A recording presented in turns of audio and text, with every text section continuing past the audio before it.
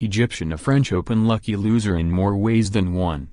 Paris, app. The first man from Egypt to play in a Grand Slam tournament in 22 years walked off court Philippe Chatrier with a wave and a big smile, his exit accompanied by loud cheers from spectators who chanted his name during the match.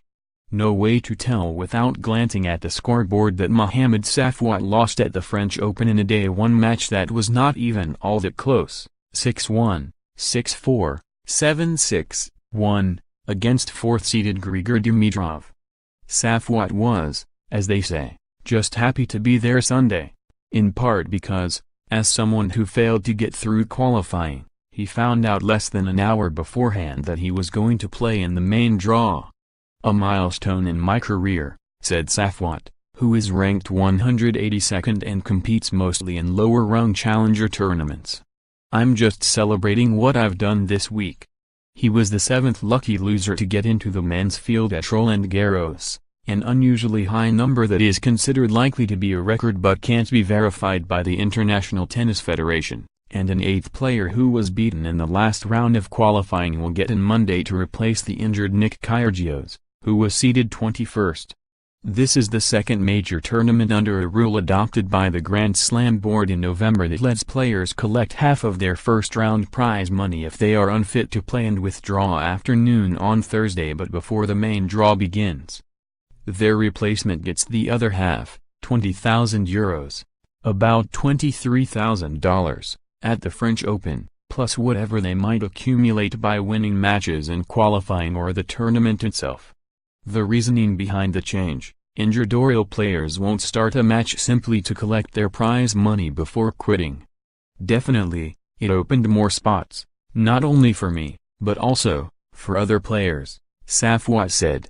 When Viktor Troicki pulled out Sunday because of an injured lower back, Safwat was able to become the first Egyptian in a major since Tamer El Sawi at the 1996 US Open.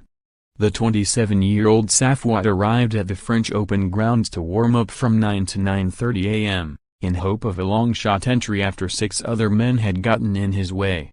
After practicing, he signed into the lucky loser list on the off chance there would be a 7th withdrawal. Eventually, the good news arrived. He had everything in the qualifying locker room at Court Suzanne Lenglen, so he needed to head there, gather his belongings and head across the way to the main stadium. "Try to deal with it as best I can," Safwat said. Dimitrov said he got even less notice, learning of the change in opponents only because he ran into Troicki in the Chatrier locker room about a half hour before the match's scheduled 11 a.m. start. Viktor goes, "Good luck." "I'm like, what's going on?" said Dimitrov, a two-time Grand Slam semi-finalist.